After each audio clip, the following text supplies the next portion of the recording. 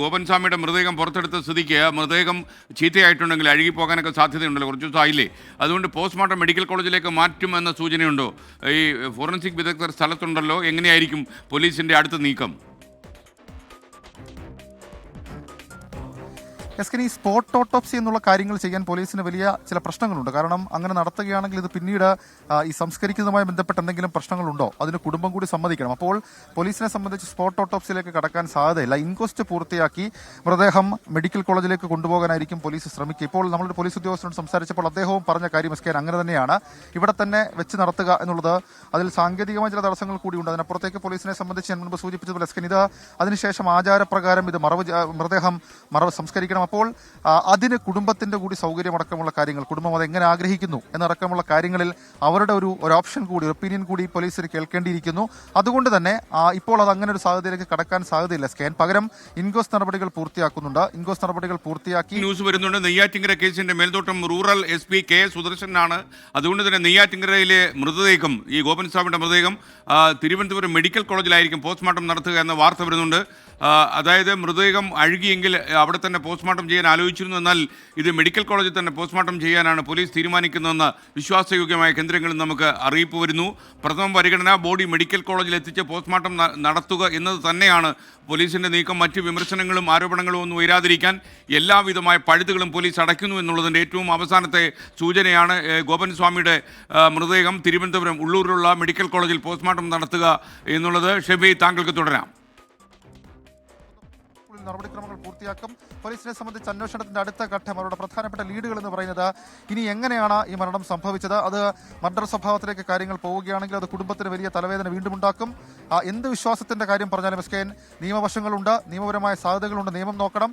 അങ്ങനെയാണെങ്കിൽ ആ FIR ഇപ്പോൾ, ഈ മിസ്സിംഗ് FIR ഇപ്പോൾ മാറിയിരിക്കുന്നു. അസ്വാഭാവിക മരണം, ഇന്നലെ കോടതി ചോദിച്ച ചില ചോദ്യങ്ങളിൽ ഏറ്റവും സുപ്രധാനമായിട്ടൊരു ചോദ്യമാണ് ഡെത്ത് സർട്ടിഫിക്കറ്റ് ഇല്ലെങ്കിൽ അസ്വാഭാവിക മരണം എന്ന രീതിയിൽ കേസന്വേഷണം നടത്തേണ്ടി വരും എന്നുള്ള കാര്യം. അത് തടസ്സപ്പെടുത്താൻ കഴിയില്ല എന്നുകൂടി പോലീസ് ഇന്നലെ ഹൈക്കോടതി ചൂണ്ടിക്കാണിച്ചിരുന്നു. അതിനിടയ്ക്ക് ഹൈക്കോടതി ചോദിച്ച വളരെ പ്രധാനപ്പെട്ട ചില കാര്യങ്ങൾ കൂടി ഉണ്ട്. അതിൽ ഇപ്പോൾ നടക്കുന്നത് സ്വാഭാവിക നടപടിക്രമം എന്ന് കോടതി ഇന്നലെ പറഞ്ഞതാണ്. അപ്പോൾ ഈ പോലീസ് ഇപ്പോൾ നടത്തുന്ന ഈ നടപടിക്രമം ഉൾപ്പെടെ നിയമപരമായ എല്ലാ സാധ്യതകളും ഉൾക്കൊള്ളുന്നതാണ്. അപ്പോൾ ഇനി ഈ വിഷയത്തിന് ശേഷം ഇതൊരു മർഡർ കേസിലേക്ക് പോയി കഴിഞ്ഞാൽ അതിനുശേഷം പോലീസ് നടത്തുമ്പോൾ അത് ബന്ധുക്കൾക്ക് വലിയ ബുദ്ധിമുട്ടുണ്ടാക്കും. കാരണം അന്വേഷണം ആ രീതിയിൽ തന്നെ കൊണ്ടുപോകണം. നിലവിൽ ഈ അന്വേഷണം നിർത്തിവെക്കാനോ നീട്ടിക്കൊണ്ടുപോകാനോ ആവില്ല എന്ന ഹൈക്കോടതി കഴിഞ്ഞ ദിവസം വ്യക്തമായി തന്നെ പറഞ്ഞതാണ്. മാത്രമല്ല ഹർജിയിൽ മറുപടി നൽകാൻ സർക്കാരിന് നോട്ടീസും നൽകിയിട്ടുണ്ട്. ഇന്ന് ഈ നടക്കുന്ന പരിശോധന അടക്കം പോസ്റ്റ്മോർട്ടം റിപ്പോർട്ട്, ഇൻക്വസ്റ്റ് റിപ്പോർട്ട്, പരിശോധന ഉൾപ്പെടെയുള്ള തൽസ്ഥിതി റിപ്പോർട്ട് ഇത് കോടതിക്ക് മുൻപിൽ അടുത്തയാഴ്ച സമർപ്പിക്കേണ്ടി വരും. അങ്ങനെ സമർപ്പിക്കുന്ന ഒരു ഘട്ടത്തിൽ ഏതെങ്കിലും തരത്തിലൊരു പാളിച്ച ഉണ്ടാകാൻ പോലീസ് ആഗ്രഹിക്കുന്നില്ല. അത്രത്തോളം നെയ്യാറ്റിങ്കര തിരുവനന്തപുരം റൂറൽ പോലീസിനെ വട്ടം തിരിപ്പിച്ചൊരു കേസാണ്. ആ കേസിൽ നമ്മൾ ഈ നമുക്ക് ഈ ഭരതന്നൂരിലെ ആദർശ് കൊലപാതകവുമായി ബന്ധപ്പെട്ട പോസ്റ്റ്മോർട്ടം ഉൾപ്പെടെ നമ്മൾ കണ്ടതാണ്. പക്ഷേ അപ്പോഴൊന്നുമില്ലാത്തൊരു അസ്വാഭാവികത, അപ്പോഴൊന്നുമില്ലാത്തൊരു ചർച്ച അത് ഈ വിഷയത്തിൽ ഉണ്ടായിട്ടുണ്ടെങ്കിൽ അത് വിശ്വാസവും അന്ധവിശ്വാസവും ഒരു ഫാക്ടറായി ഉയർന്നതാണ്. ഈ സംഭവത്തിന് ശേഷവും ഈ കുടുംബം ഉന്നയിച്ചൊരു ചോദ്യം, തങ്ങൾക്ക് വിശ്വാസ പ്രമാണങ്ങൾ ആണ് എല്ലാം വലുത്, നിയമപരമായ കാര്യങ്ങളിൽ തങ്ങൾക്ക് അറിയേണ്ട അച്ഛന്റെ ആഗ്രഹം അത് ചെയ്തു കൊടുത്തു എന്നുള്ളതാണ്. അപ്പോൾ അത് കേരളം ആകെ അത് ചർച്ച ചെയ്യാൻ, പ്രത്യേകിച്ച് നമ്മൾ കമന്റ് ബോക്സിലടക്കം നമ്മൾ പലതരത്തിലുള്ള കമന്റുകൾ കണ്ടതാണ്. അത്തരത്തിലൊരു കാര്യത്തിലേക്ക് പോകാൻ ഇതൊരു അസാധാരണമായ സംഭവമാണ് എന്ന് പോലീസ് തന്നെ തിരിച്ചറിഞ്ഞിരുന്നു. അതിനുശേഷം ചില മുതലെടുപ്പ് ഉൾപ്പെടെയുള്ള കാര്യങ്ങൾ അത് നടത്താനുള്ള ശ്രമവും ഈ വിഷയവുമായി ബന്ധപ്പെട്ട് നടക്കുന്നുണ്ട്.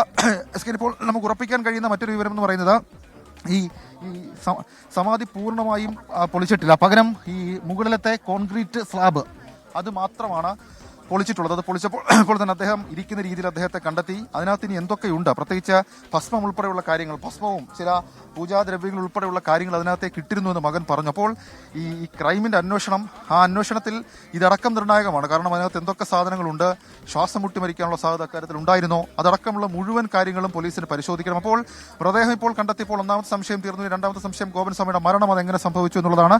അത് കണ്ടെത്താൻ വേണ്ടി പോസ്റ്റ്മോർട്ടം റിപ്പോർട്ടാണ്, അല്ലെങ്കിൽ പോസ്റ്റ്മോർട്ടം നടപടിയാണ് ഏറ്റവും നിർണായകം. പോസ്റ്റ്മോർട്ടത്തിന്റെ പ്രാഥമിക വിവരം പക്ഷേ ഇന്ന് വൈകിട്ടോടുകൂടി പോലീസിന് കൈമാറിയേക്കാം. ഇന്ന് വൈകിട്ട് ഗോപൻസ്വാമി എങ്ങനെ മരിച്ചു എന്നുള്ള കാര്യം നമുക്കറിയാം. പ്രദേശത്ത് നമ്മൾ പ്രതീക്ഷിച്ചതുപോലെ അല്ലെങ്കിൽ നമുക്ക് ഉണ്ടാകാൻ സാധ്യത നമ്മൾ ആദ്യം പറഞ്ഞതുപോലെ വൈകാരികമായ പ്രതിഷേധങ്ങളോ മറ്റൊന്നുമില്ല. പോലീസ് ഹൈക്കോടതി ഇടപെട്ടതോടുകൂടി ഇക്കാര്യത്തിൽ ആ വിഷയങ്ങളൊക്കെ കഴിഞ്ഞു. പ്രതിഷേധങ്ങളില്ല.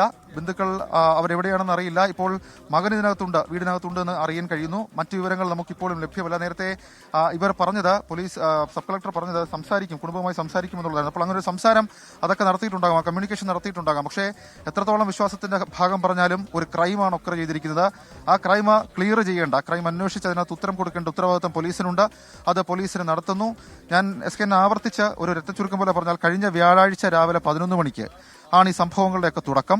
വെള്ളിയാഴ്ച ഏതാണ്ട് ഉച്ചയോടുകൂടിയാണ് ഈ വിവരം പുറത്തേക്ക് വരുന്നത്. കാരണം പെട്ടെന്ന് വെള്ളിയാഴ്ച രാവിലെ ആറാലുമൂട് എന്ന് പറയപ്പെടുന്ന സ്ഥലത്തെ ചില മതിലുകളിൽ, ചില ചുവരുകളിൽ ഒരു പോസ്റ്റർ പ്രത്യക്ഷപ്പെടുന്നു. അതിൽ ഗോപൻ സ്വാമി സമാധിയായി എന്നുള്ളതായിരുന്നു ആ പോസ്റ്ററിൽ പറഞ്ഞിരുന്ന കാര്യം. നാട്ടുകാരിൽ ചിലർ സംശയം ആരംഭിച്ചു. പരാതിക്കാരനായിട്ടുള്ള വിശ്വംഭരൻ, നാട്ടുകാരല്ല ചിലർ പരാതി രംഗത്തെത്തിയ ആദ്യ പരാതിക്കാരൻ വിശ്വംഭരനായിരുന്നു. അതിനുശേഷം ഈ ബന്ധുക്കളോട് നാട്ടുകാരടക്കം കാര്യം ചോദിച്ചപ്പോൾ പിതാവ് സമാധിയായി, അദ്ദേഹത്തിന്റെ ആഗ്രഹപ്രകാരം സമാധി ഇരുത്തി എന്നുള്ളതാണ് പറഞ്ഞത്. പിന്നീട് മാധ്യമങ്ങൾ ഈ വീട്ടിലേക്ക് എത്തുന്നു. മാധ്യമങ്ങളോടും ഇവർ ആവർത്തിച്ചത് ഇതേ കാര്യം തന്നെയാണ്. അങ്ങനെയാണ് വെള്ളിയാഴ്ച വൈകിട്ടോട് ഈ വിഷയത്തിന് കൂടുതൽ ശ്രദ്ധ കിട്ടുന്നത്. Police missing കേസെടുക്കുന്നു. മിസ്സിംഗ് കേസെടുത്ത് അന്വേഷണം നടത്തി 2 ദിവസം മുൻപ് പോലീസ് ഇവിടേക്ക് അന്വേഷണത്തിന്റെ ഭാഗമായി ഈ കല്ലറ പൊളിക്കാനെത്തുന്നു. വലിയ വൈകാരിക പ്രതിഷേധങ്ങൾ അരങ്ങേറുന്നു. ആളുകൾ 2 ചേരിയായി തിരിയുന്നത് നമ്മൾ കണ്ടതാണ്. പക്ഷേ ആ സംഘടനകളൊന്നും ഇന്നില്ല. കാരണം ഹൈക്കോടതി നിലപാട് കടുപ്പിച്ചിട്ടുണ്ട്. ഇനി ഇക്കാര്യത്തിൽ തർക്കമൊന്നുമില്ല. ഡെത്ത് സർട്ടിഫിക്കറ്റ് ഇല്ലെങ്കിൽ കല്ലറ പൊളിച്ച് പരിശോധിക്കണം എന്നുള്ള നിലപാട് അത് ഹൈക്കോടതി എടുത്തതോടുകൂടി ഈ വിവാദങ്ങളൊക്കെ ഏതാണ്ട് അവസാനിച്ചു. പക്ഷെ അപ്പോഴും ദുരൂഹതകൾ ബാക്കിയാണ്. ഗോപൻ സ്വാമി അഥവാ മണിയൻ, അദ്ദേഹം എവിടെയാണുള്ളത്, അല്ലെങ്കിൽ അദ്ദേഹത്തിന് എന്ത് സംഭവിച്ചു, അദ്ദേഹത്തിന്റെ മൃതദേഹം ഇപ്പോൾ കിട്ടിയിട്ടുണ്ട്, അദ്ദേഹത്തിന് എന്ത് സംഭവിച്ചു എന്നുള്ള കാര്യം അറിയണം. ഒരു സിനിമാ കഥ പോലെ നീണ്ട സസ്പെൻസ് അടക്കമുള്ള കാര്യങ്ങളുടെ ഒരു സംഭവമായിരുന്നു SK. ഇത് പലപ്പോഴും ഈ കുടുംബത്തിന്റെ പ്രതികരണം വലിയ തരത്തിൽ അത് ചർച്ചയായിരുന്നു. സാംസ്കാരിക കേരളത്തിൽ പലതരത്തിൽ ചർച്ചയായ ഒരു പ്രതികരണം അതുണ്ടായിരുന്നു. 21ാം നൂറ്റാണ്ടിലും ഈ രീതിയിലുള്ള പ്രതികരണങ്ങൾ കേൾക്കേണ്ടി വന്ന സാഹചര്യമുണ്ട്. പക്ഷേ അതിനുശേഷവും പല വിവാദങ്ങൾ ഉണ്ടായി. ഏറ്റവും അവസാന നിമിഷം വരെ പ്രതിരോധിക്കുന്ന കാഴ്ച നമ്മൾ കണ്ടു. ഏതായാലും നിയമത്തിന്റെ വഴിക്ക് നടക്കും എന്നുള്ള കാര്യം ഒരിക്കൽ കൂടി വ്യക്തമാവുകയാണ്. നിയമത്തിന്റെ വഴിക്ക് നടക്കട്ടെ. SK ഈ ഗോപൻ സ്വാമിക്ക് എന്ത് സംഭവിച്ചു, അദ്ദേഹത്തിന്റെ മരണം എങ്ങനെ സംഭവിച്ചു എന്നുള്ളതാണ് ഇനി കാത്തിരുന്ന് കാണേണ്ടത്. അതിന് പോസ്റ്റ്മോർട്ടത്തിലെ പ്രാഥമിക കണ്ടെത്തൽ പോലീസിനോട് ഫോറൻസിക് സർജൻമാർ പറയുന്നത് വരെ നമുക്ക് കാത്തിരിക്കാം. SK.